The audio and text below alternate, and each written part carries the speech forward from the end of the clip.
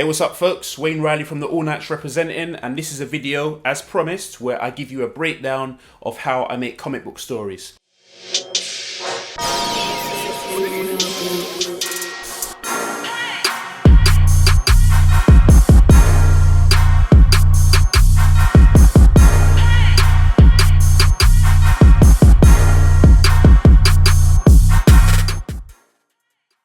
Now, before I start, I just want to let you know why I decided to make this video. Now, the video I made before called How I Make Comic Books was pretty popular, got quite a lot of views, I think maybe like 11,000 or something like that.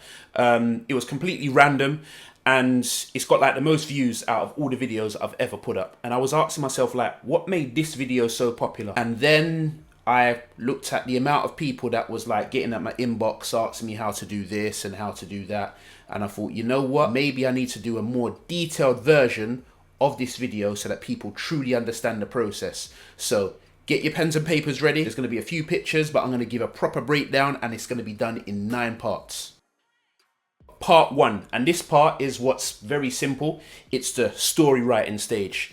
This is where you write your story, you break down what happens, you say all that good stuff. What you write for a story is up to you. What you think makes a good story, that's up to you again. That's not something I'm going to get into. But basically, once you write the breakdown of your story, you just get it all down until you're satisfied yourself. That's one of the most, in fact, the most important part of it all. Because at the end of the day, the story has to read well. Don't get too caught up in it. Because, you might find that you might make some edits later on, which is always going to be happening. It's going to be inevitable. But, just write down your story. I personally like to use pen and paper. I write in like one of these. I don't like using a computer simply because if I do and I lose all my data and it's like, the computer crashes or what have you, all that writing I've done is gone. And that's another tip for all you graphic artists. Back up your hard drive. I can't stress that enough. So anyway, I've got like maybe 20 of these books. I've got one book dedicated to Nathaniel Nuke, another book dedicated to Hardwired, another one to Chaos Kingdom and, the whole 9 yards. So this is what I do to kind of stay organized, because sometimes when I'm writing, I might not be at home, I might be on the move, I might be just chilling, watching TV, and I just want to break and I just want to jot something down. So write your stories down. If you want to type it, you can. But the most important part, get your stories typed up first. Okay? Part 2. Now, this is the fun part for the artist. This is the character design stage. This is where you basically draw all the characters that are going to be in your story. Now, this is extremely important because you want to give yourself a visual representation of what your characters look like. So, for example, if your story is going to be about maybe 5 different characters in the story, it would help if you know what each one looks like. And then also, that makes it easier for other people that may be working with you to get a visual example of what you're talking about in your script or your story part. So the character design stage, you go into however you want to draw your characters, or maybe you want to get someone else to draw your characters for you. Who knows? But that's an important stage. So once you get these character designs done, it just makes things so much more easier. And that's my specialty because that's what I do all the time. Check out some of my time-lapse videos if you want to see how I design characters, because I've been doing that like forever. Part 3. This is what we call the prop design stage. Now, it's just similar as character design, but it's just as important. This is where you design your props. So, the vehicles, the animals, the buildings, the scenery, what have you. If it's a futuristic kind of story, maybe the cars are floating and they're not driving. Maybe they don't have wheels, so they float on above the ground. So, design that, give some examples, draw it yourself, get another artist to do it. And then at least that helps to kind of shape what the world's looking like. So at this stage, you've got, the story written, you've got the character designed, and you've got your prop designs. Maybe the buildings have a certain type of look. So, that's important as well. So again, you can go to a different artist for this. You can maybe do it yourself, or maybe you could do a few doodles yourself. But it's important that you get as much as possible so that it just makes it easier to kind of visualize a story. Part 4, the thumbnails. Now, this is what, if it was like a movie, this would be what I would call the directing stage. This is where you kind of write up in rough, or draw rather, in rough what happens. So you can, use pencil and paper. It can be very rough drawings. It doesn't have to be detailed, but you just give a breakdown of what's going on. So you kind of now give a visual example of what your story that you wrote is showing. So everything that you wrote, you may know it in your head, but if someone was to read your script or read your story, they might not really visually understand what you mean. And even if they did, the representation of it artistically might be different from what you've written. So it kind of does help if you can kind of do the thumbnails yourself. But again, if you're not really the best artist in the world, not that you have to be, you know, you could get someone else to do it. But personally, I think you should try doing it yourself. So maybe you've got an establishing shot that shows a city design first, or maybe it's a close-up of someone, or maybe it's a dramatic scene. Who knows? But these things help, and it gives you a chance to really see if things work. And you never know, when you do this, you might actually decide, you know what, I need to go back and change my story just a little bit, or change the script. Try not to do that too much, but it does help. Part 5, pencils. Now this is the real cool part. This is where you get to draw in nice detail, everything that you've done in the thumbnails.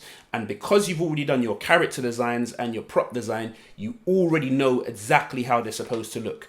When you do this method, it also does improve your art because you spent so much time doing the character designs, this is if you're doing it yourself, and the prop design, that you just intuitively become better.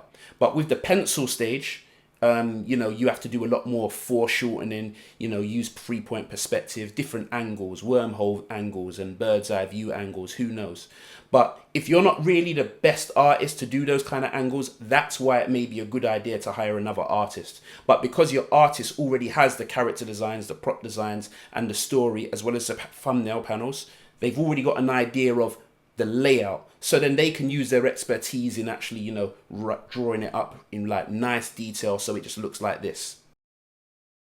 Okay, so part 6, this is the color stage. Now this is fun as well because there's nothing better than when you get an artist sending you the pages of your comic and you get to see the progress and you can really see it coming into fruition. So basically you send your colorist the pencil pages that the artist did previously and they just add the colors. Now you're probably asking, well, you know, how does my colorist know what colors to use? Well, if you remember when we did character design and prop design in part 2 and 3, you would obviously have colored those as well, wouldn't you?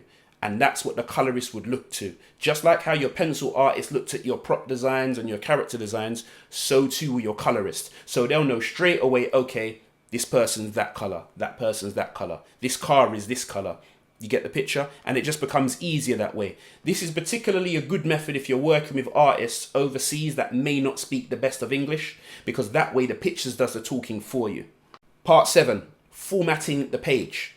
Now, this is where you format the comic book page in accordance to size. Now, when you look at a comic book, there is a general size that they use, which is 25.7 centimeters by 16.8 centimeters. Now, when you do this, maybe you want to load it up in Photoshop, for example, you can do that, but make sure you use the guidelines and you give yourself a 3mm bleed area. Now, the reason we do that is because when you're actually doing this comic, you're going to find that when you take it to the printers, presuming you do want to print your comic, that when the printer actually deals with so much copies, sometimes it budges a little bit to the left or the right or up and down. So you don't want to have a situation where you've got a really cool comic book page, but it ends up losing a bit of the art because you've done things to the edge. So make sure you give yourself that 3mm bleed area so that if you do lose anything, it's only going to be within that bleed area. It's the same for when you do business cards and flyers as well. You should give yourself a bleed area just in case. So if you're not too sure of how a bleed area works, just check some of my examples that I've left in the description box below, and you can talk to your printer as well. But it's pretty simple. Photoshop does it very straightforward. You just drag the line out and it's there. The lettering stage. Now this is part 8. Now, with the lettering, this is where you go back to your script. And this may be where you might even change some of your scripts because you may find that maybe you've put too much in the story that you wrote originally, or maybe there's too less. So you might have to make some amendments. That's going to be inevitable. You might decide that when you actually lay out the speech bubbles and the thought bubbles, that maybe certain sentences work if they're separated. And if they're separated, they don't sound as good. So you might want to, make a few changes here and there. Now, the font to use is Comic Sans MS. Make sure you do it in bold and make sure you type in capital letters. For certain words that you might want to give more expression to, you might want to embolden those particular letters, but generally just use bold the whole way through and capital. And that way you have a consistent look. I also use size 0.8. Try not to use any smaller, because by the time you print it, it might be too small and some people have to literally go like this to see it and push their face up close and then they can't read your writing. So make sure you do that. Now this is the effects stage. Now with effects, this is pretty straightforward and it makes more sense if you do it yourself after the color work is done and all of that and everything else. Now, when I'm talking about effects, I'm talking about things like words like bang or pow or kaboom, that kind of thing. You don't have to go over the top with this, but it's just a good thing to do sometimes because it brings out the emphasis in the page a lot more, like the example on the screen. But also, you may have particular scenes where maybe a character is running, and you might want to give the image and really show that that character is running. So you might want to use something like the motion blur tool effect in Photoshop. That kind of just gives the illusion that the person is running, and it's something you can do yourself, and it's something that works best if you do it yourself separately. So don't ask a colorist to do it for you. Don't ask the pencil artist to do it. You should do that yourself or get someone else to do it. So it just becomes a bit more, what's the word, streamlined? Because the more people that's involved that are specialists at what they do, the more professional the end result will be. And that is it. That is literally how I make my comics. It's pretty concise, a bit detailed in some cases, but if you respect each of these 9 parts, I guarantee you, you'll make an awesome comic. Now, for some of you, you may have a different method. If you do have a different method and you found that your method works for you, let us know in the comment section below. Maybe do a video response. Let me know what you think of mine. Maybe you think there's some things that I could add, or maybe in your opinion, there may be some things that I don't need to do. Maybe I could remove something because you think there's a better way of doing it. Who knows? There's all different ways of doing it, but I don't mind sharing my methods with other people because I believe that as artists, rather than hiding techniques from each other, what we should do is share techniques. And then we can just be as creative as we want, because at the end of the day, it's all about how good your story is and how good the art is. And that's always going to be a matter of opinion. But when it comes to the logistics of making a comic, I think it's a good idea to share it with each other. I mean, there's a lot of tips and that I've learned off of YouTube from other people, whether it's using Photoshop or Illustrator, Manga Studio, Sketchbook Pro. And if I'm honest with you, I wouldn't be where I was if I didn't have some of those videos. So I don't see nothing wrong with giving back. So if you're an artist, share the information.